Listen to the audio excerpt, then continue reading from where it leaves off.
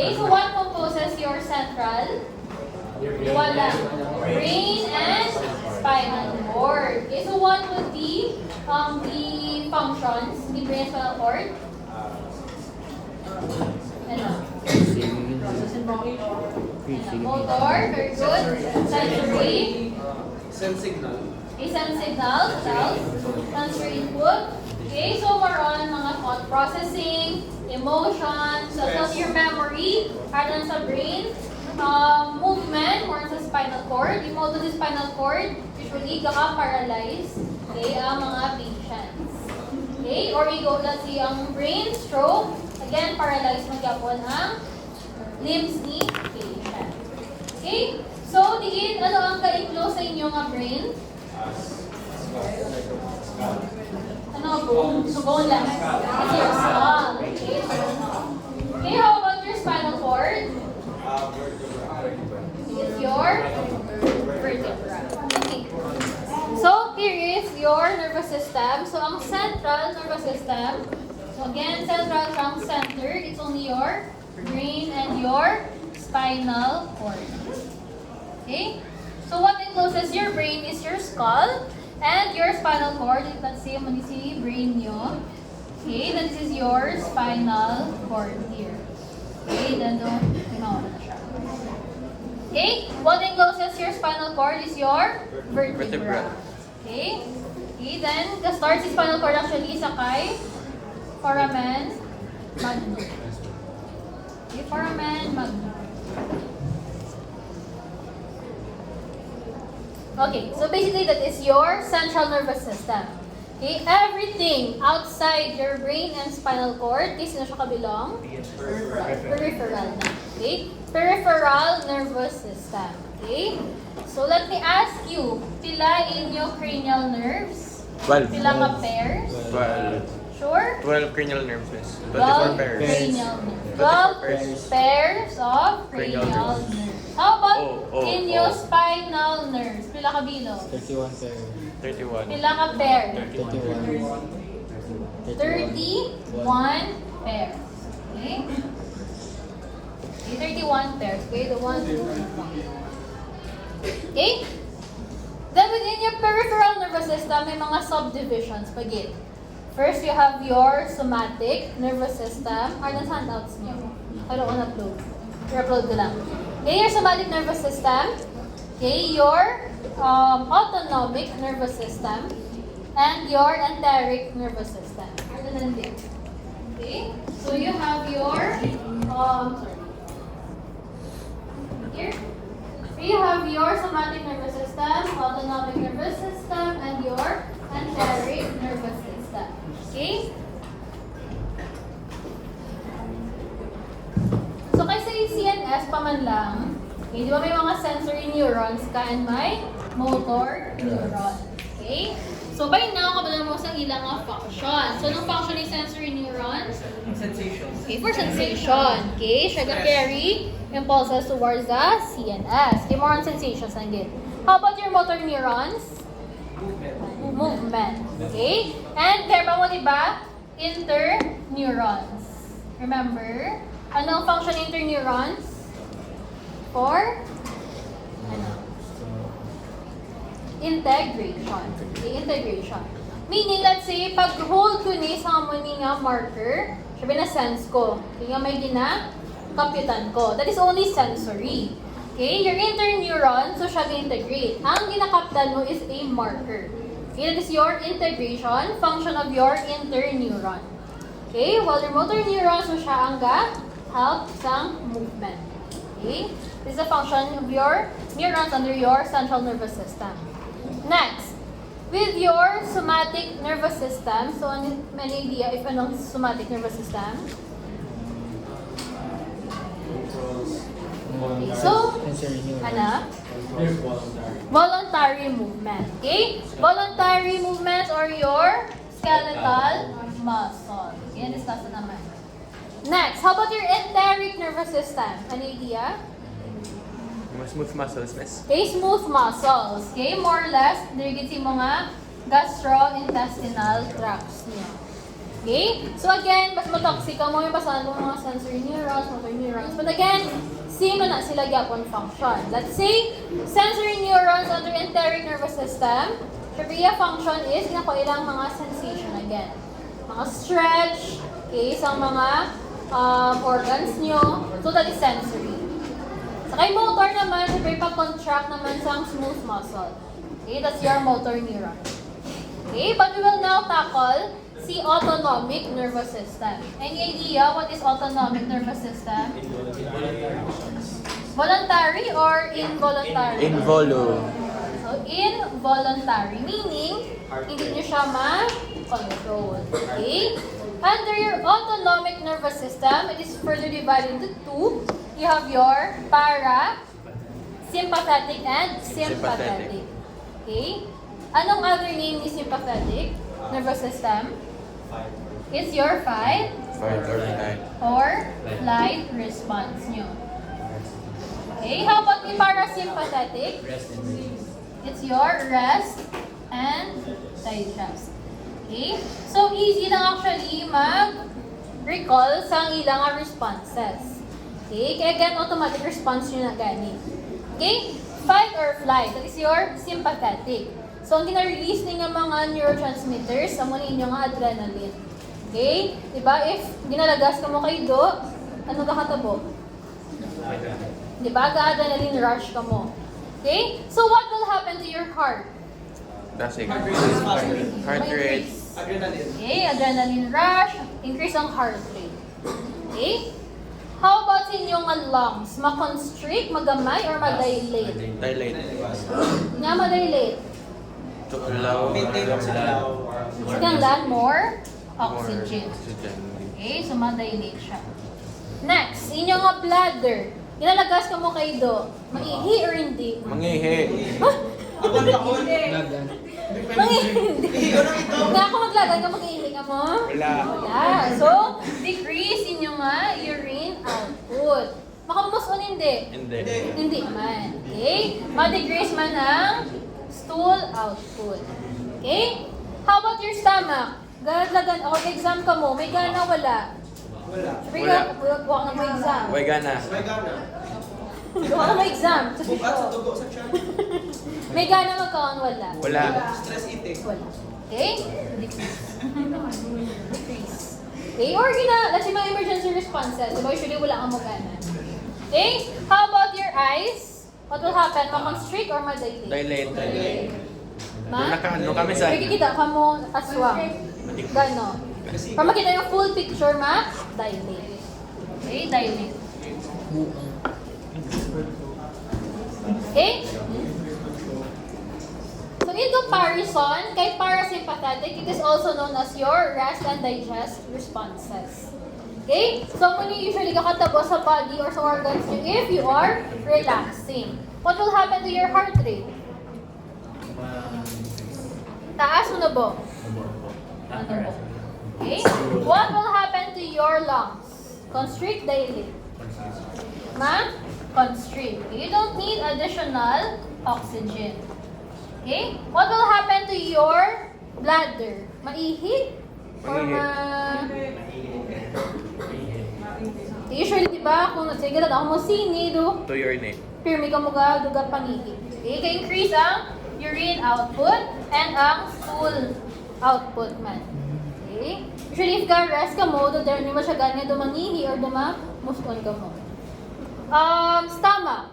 May gana wala. Yeah. Okay, rest and digest gani. So, increase siya. Okay, how about in your eyes? Ma-constrict or ma-dilate? Constrict. Constrict. Okay, so opposite lang sila.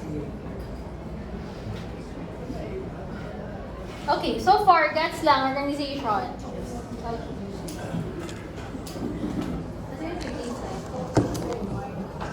Okay, again, this is a summary again of the organization of the nervous system. The CNS, brain, spinal cord. PNS, you have your yung mga neurons, but you have your somatic, enteric, and your autonomic. Okay, under your autonomic, you have your sympathetic and your parasympathetic. Okay, so discuss naman again ang functions of your nervous system. Para look at again ang sensory neuron. Para sa ano ang sensory neuron? This will carry the information to the CNS. Okay, how about si motor? Towards muscle. Towards muscle. From CNS towards your muscles, your glands. Okay? Integrative function, para sa ang integration. Ano? So, siya ang analyze or make decision. Okay? That is your integration. Sensory. Okay? So, ano yung handouts nyo? Let's say, may nag-ring na phone. Okay? So, is the sensory aspect, ano? Auditory. Auditory or na-hear nyo ang sound. Okay? But again, sa sensation level, sound lang na. Okay? Sa integrative level, meaning sa interneuron nyo, there pa siya gambal na ang the sound is your cellphone. Okay? That is integration. Okay? Then the motor function of your CNS, so that's the time na i-pick up mo ng phone kag something. Okay? So that is the three functions of your nervous system. You have your sensory function, integrative function, and your motor function. Okay, next. Okay, so na-discuss na naman niya actually, you have your graded potentials and your action potentials. Okay? So, remember nga si graded potential, usually sa mga shorter distances lang. Okay? While your action potential sa mga longer distances. Okay? What I mean sa shorter distances is, let's say, there nag-occur ang graded potential. It is between your sensory neuron and your receptor, sensory receptors. Okay, shorter distance lang. Or, within lang gid sa kay dendrites and cell body. Okay, that is the graded potential. Okay, example, ang diri, graded potential na di, okay, receptors and sensory neuron, and within your interneuron. The rest, action potential na gakatamo. Action potential baka dito sa brain. Okay? Same man sa motor neuron nyo. Okay, meron the interneuron again for graded potential. The rest is action potential. Okay, what I want you to remember is the graded potential, shorter distances, like dendrites to your cell body. Okay, or sensory neuron to your receptors. Okay, action potential, longer distances. Okay, pwede siya from your spinal cord baka dun sa muscles yung mismo. Okay, action potential, longer distances. Okay, let's discuss your neurotransmitters. Yung kayo itong pinakasikat ng neurotransmitter. It's your acetylcholine. Okay? So here, ang difference lang with nila. Okay? So si neurotransmitter, discuss na. Memorize nyo na puro. Okay? So si acetylcholine, or si action potential. Okay, ma-reach sa end. Okay, ma-release si calcium. Ma-release si acetylcholine. Then ma-bind sa channel, okay, that will excite or inhibit. Okay, so ang wala ko lang na-discuss is, if ang imo nga neuron mag-communicate, not all the time, excitatory. Pwede siya ka-inhibitory. Okay? Meaning, your body can maka-inhibit man siya, not all the time, excitatory lang siya. Okay? It can excite or it can inhibit the next nga neuron. Okay? For example, let's say, ang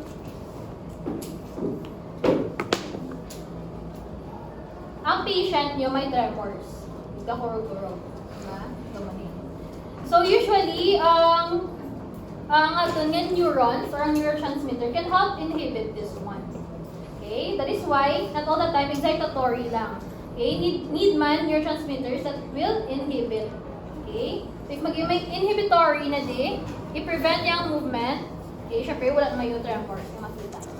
Okay? Again, there are certain functions that needs to be na i-inhibit siya. At all the time, excitatory. Okay? So, anong difference ni neurotransmitter and ni neuromodulator? Okay? So, you have there, it has an indirect effect. So, this will only enhance, prolong, inhibit, or limit the effect of your neurotransmitters on the postsynaptic memory. Okay? It will act through a second messenger protein or system. Okay? So, manailang nga difference lang gid. Okay? So, your neurotransmitter, si neuromodulator, so either i-enhance siya lang or i-limit ang action ni neurotransmitter. Doon siya ang ka-fine-tune okay, isang action ni neurotransmitter. That is your neuromodulator. Okay? So let's go with your examples of your neurotransmitters. Hindi lang si acetylcholine. Okay? One example of your excitatory okay, is your glutamate or your acetylcholine. More on excitatory yung function. Okay? One inhibitory example lang, para nila matangan, is your GABA. GABA. G-A-B. It's your gamma aminobutyric acid. Mas namin si GABA na lang. Okay? It's your GABA. Inhibitory usually. Okay? So, si neuromodulator again will bind with your neurotransmitter. Okay? And, ang difference lang gid is may ginasugo pa siya. May messenger. Let's say, ako ba si neuromodulator, may nasugo ako ng messenger. Okay, Sir G, buksito biyang gid. Okay? That is why it is called your G-prone. Miss, ano ganin mo yung kagaba? Gamma aminobutyric acid. Gamma. Amino.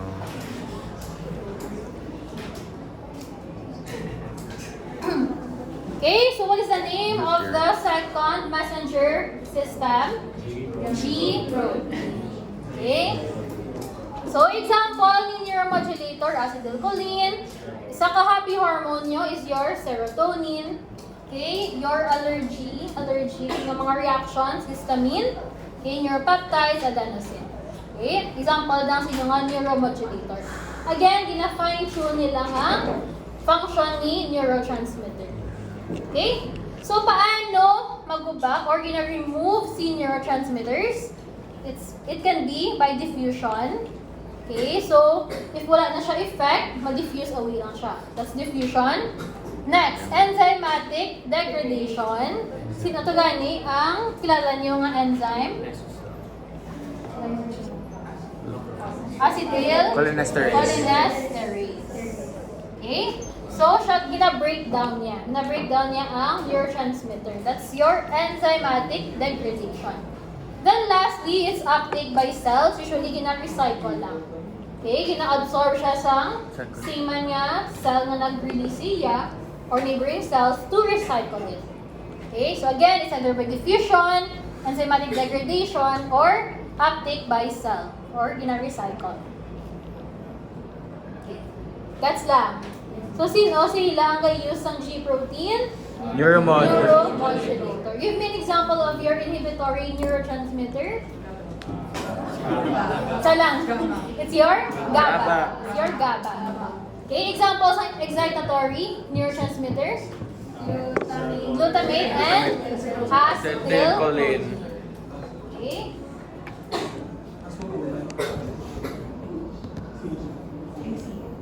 Okay. So, your neurotransmitters can be divided into two. It can be, according to size, small molecules neurotransmitters or neuropeptides.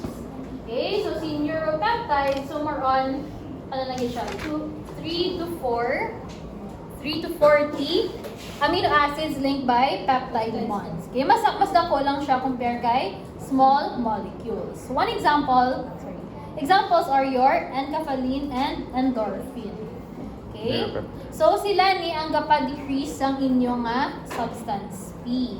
Okay, so medyo wordy. Para, ano ang function ni substance P?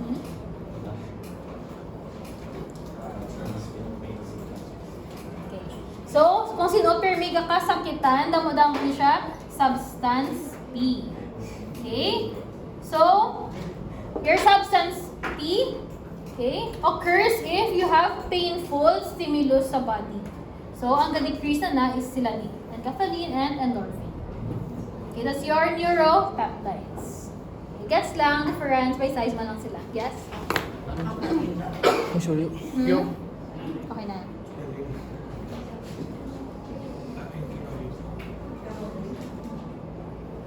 Okay, so hindi na pag-exercise ako. Ano sila nila?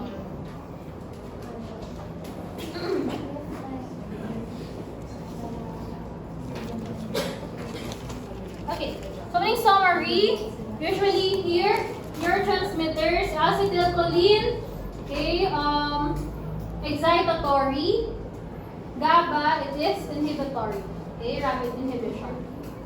Okay, so neuromodulators are naman si acetylcholine. Okay, as well as your serotonin, histamine, and adenosine.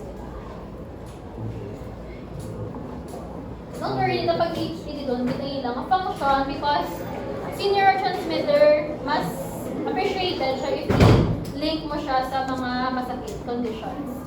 Let's say, isabi si dopamine. Familiar ka mo kay dopamine? Dopamine, it is a neurotransmitter. One of your happy hormones man siya. Short term na. Okay? Short term lang. But, may isa condition nga if tamaan ka decrease ang dopamine, okay, palipaton, tremors, okay, so man siya. So, usually linked sa what disease? Parkinson's. Parkinson's. Okay, so ano siya, usually mas namin siya, i-link siya sa mga masakit. Okay? So, taman ka na po, imong happy hormones, usually patients are depressed, okay, slow movements, okay, galit sa mga Parkinson's. Okay. So here you have your synaptic excitation and inhibition. Okay, you have two types of your receptors. Okay, we're almost done. Ano na lang ta? Okay, hapos na ni siya. Okay, kay do difference, do opposite lang sila. Okay? So, ang effect ni neurotransmitters, again, it can excite or it can inhibit.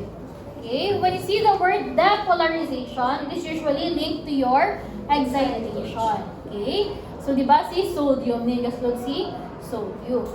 Okay? Ang tawag lang, ang EPSP nga ni, is when the next neuron na excite mo. Okay? It is called your excitatory postsynaptic potential. Okay? Excitatory postsynaptic potential. Okay, basig ako overwhelmed naman sa name nila. Pero, kabulo ko muna sa meaning. Meaning, postsynaptic, ang next na neuron, let's say ang muscle, na excite yun. Okay, it is called your EPSP, excitatory postsynaptic potential. Okay? If inhibitory naman, okay, repolarization or hyperrepolarization, okay, IPSP naman ang ma-produce nyo. What is the meaning of IPSP? Inhibitory postsynaptic potential.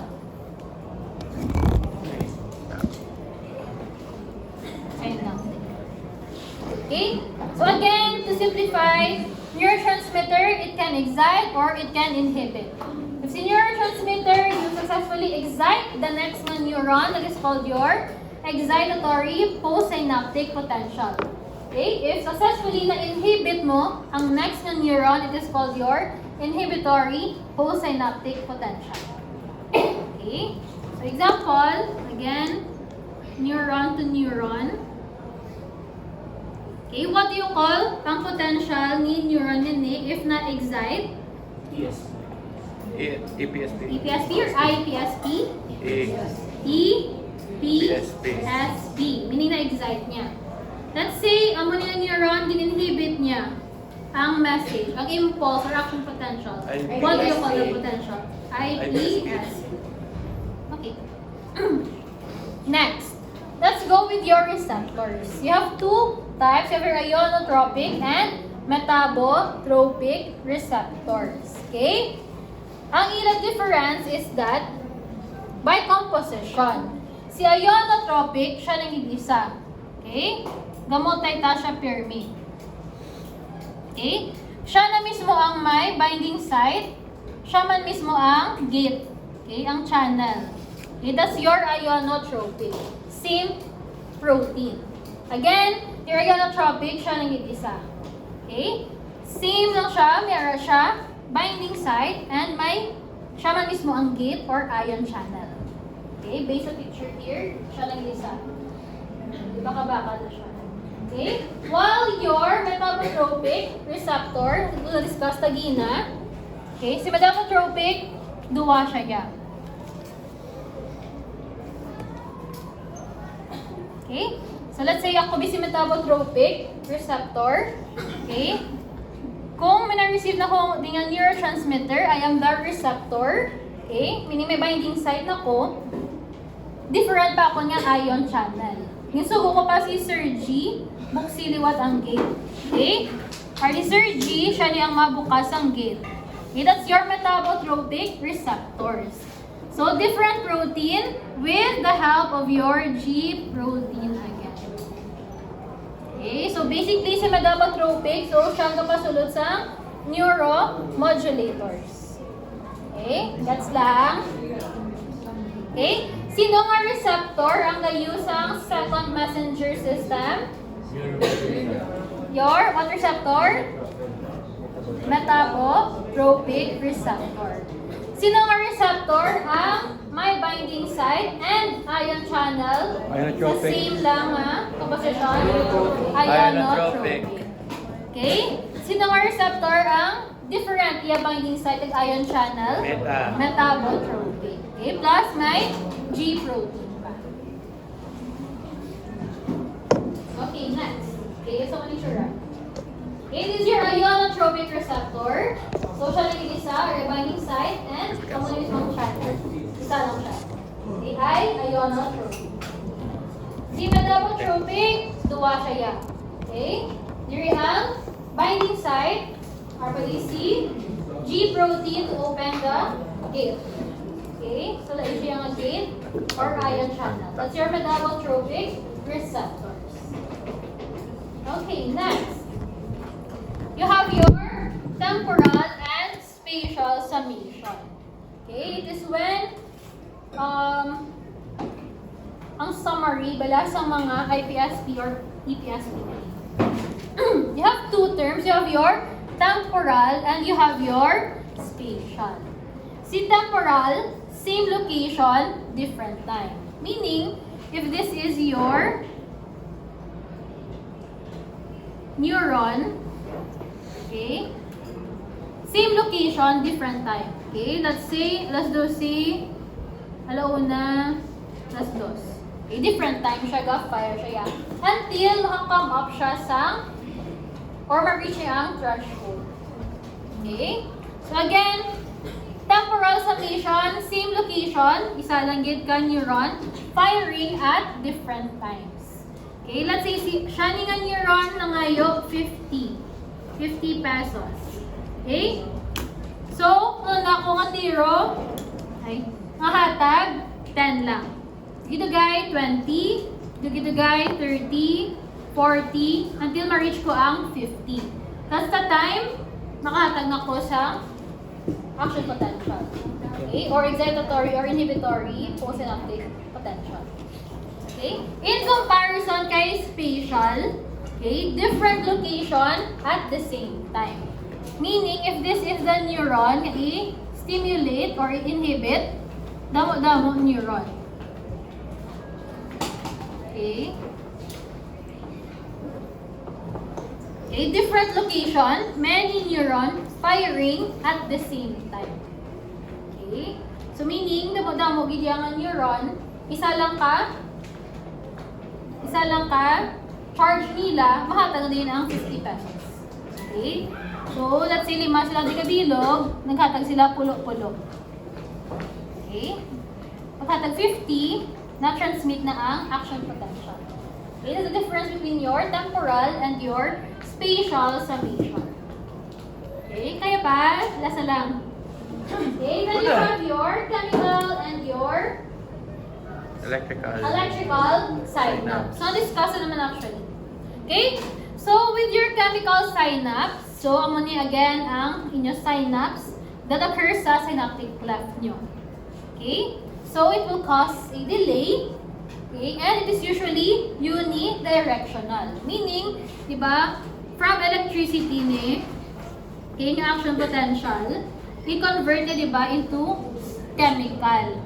Okay? Di ba, si chemical nga na is your acetylcholine.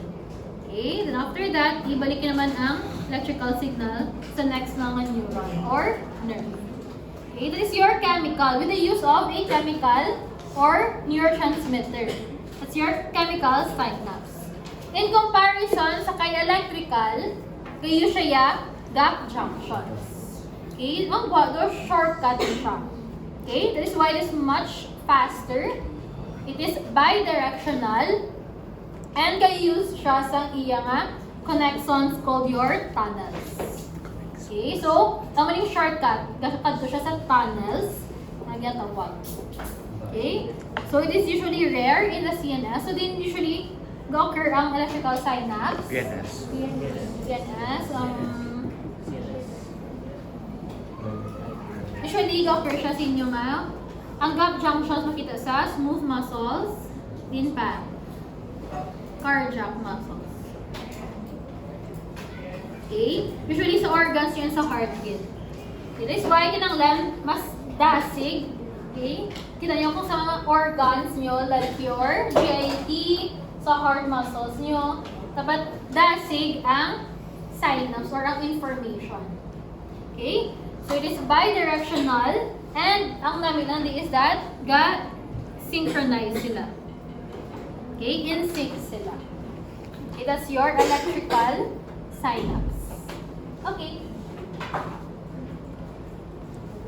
That's the end. So remember yun lang tayo. Okay.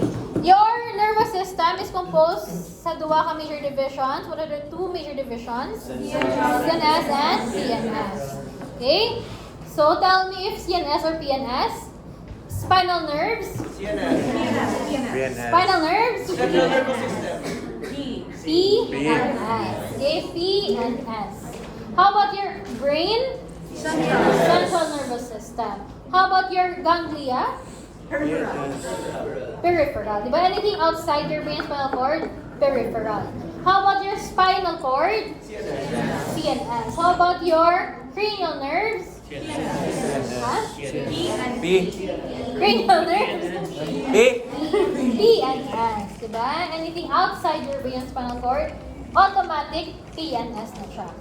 Okay, what system nag-control sa voluntary skeletal movements? Cranial. Somatic nervous system. Okay? What are the two major divisions of your autonomic nervous system? Sympathetic. Sympathetic. Parasympathetic. Parasympathetic. Okay? So, mag-drills ta. Tell me if sympa or parasympa. Constrict ang eyes. Constrict ang eyes of pupils. That's your parasympathetic. Okay? Dumamuson. Parasympathetic. Okay? Decrease ang urine output. Sympa. Sympa. Increase ang heart rate. Sympa. Sympa. Wala gana. Sympa. Rest and digest. Parasympa. Fight or flight. Sympa. Decrease heart rate. Ano? Constrict ang lungs. Airways. Parasympa. What else?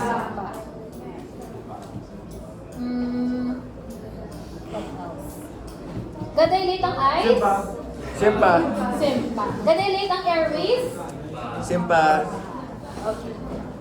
Next, difference between your neurotransmitter and your neuromodulator. Which of the two ang use ang second messenger protein? Neuromodulator. Which of the two receptors ang use ang second messenger system? G-protein. Which of the receptors ang use ang second messenger protein? Metabotropic receptor. So, if he asks, ano ang use ng second passenger system or your G protein? It is both your neuromodulator and your metabotropic receptor. Okay. What do you call the receptors? Kaya isa lang ang binding site and ion channel. Ionotropic. Isa lang, ionotropic Tropic receptor. Okay. Ang use ng G protein, your receptor? Metabotropic receptor. Okay, what type of summation? Ang fire at different times? Temporal. Different times. It's your temporal. Okay? What type of summation ang fire with different location at the same time? Spatial. Okay? What type of synapse ang use ng acetylcholine? Electrical. Acetylcholine, your transmitter or chemical. Chemical. It's your chemical synapse.